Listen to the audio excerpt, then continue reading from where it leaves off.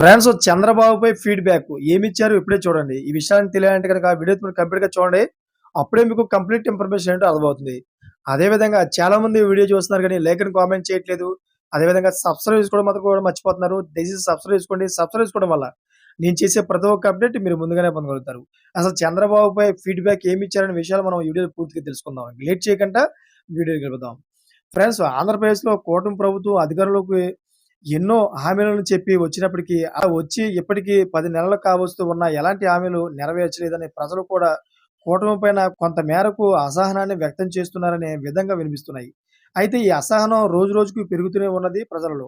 ఎన్నికల ముందు ఏవేవో హామీలతో ఊదరగొట్టి, ఆ తర్వాత మేనిఫెస్టోలో చెప్పిన వాటి అంశాలపైన ఫోకస్ పెట్టకుండా ఉండడంతో అటు డిప్యూటీ సీఎం పవన్ కళ్యాణ్‌ని, కూటమి నేతలను సీఎం చంద్రబాబును కూడా చాలామంది ప్రశ్నిస్తూ ఉన్నారు.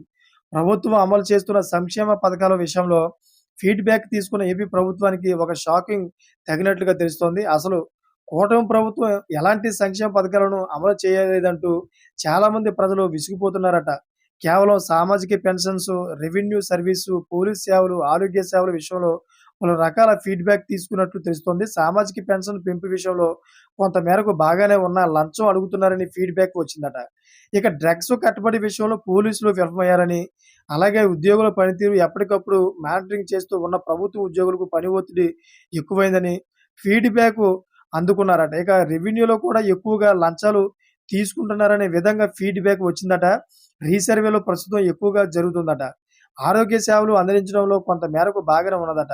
ఇక సంక్షేమ పథకాల విషయంలో మాత్రం పూర్తి స్థాయిలో కూటమి ప్రభుత్వం విఫలమైందనే విధంగా చాలామంది ప్రజలు అనుకుంటున్నారని, అందుకు సంబంధించిన వీడియోలు కూడా సోషల్ మీడియాలో వైరల్‌గా మారుతున్నాయి. అయితే ఉచిత గ్యాస్ సిలిండర్‌తో కొంతమంది ఆనందంగా ఉన్నారని, ఉచిత బస్సు ప్రయాణం అనేది ఏపీ అంతటా ఉంచాలని ఫీడ్‌బ్యాక్ ఎక్కువగా వినిపిస్తుందట. వీటికి తోడు రీసర్వే భూములన్నీ క్యాన్సిల్ చేస్తారని చెప్పినా ఇప్పటి వరకు కూడా వాటి గురించి ఏమీ చెప్పలేదు. నిరుద్యోగులను కూడా మోసం చేశారనే విధంగా నిరుద్యోగులు మాట్లాడుతున్నారట. మొత్తం మీద గుడ్ కంటే బ్యాడ్ ఫీడ్ బాగా ఎక్కువగా ఉందట. అయితే మరి ఎక్కడైనా చంద్రబాబు వీటి మీద దృష్టి పెడతారో లేదో చూడాలి. అయితే ఫ్రెండ్స్ ఈ న్యూస్ అంతా కూడా సాక్షి న్యూస్ పేపర్‌లో అయితే ప్రచురితమైతే అయింది. దాన్ని చూసి నేను చెప్పడం జరిగింది. ఫ్రెండ్స్ లేటెస్ట్ అప్డేట్స్ కోసం ఛానెల్ సబ్స్క్రైబ్ చేసుకోండి. Thank for watching friends.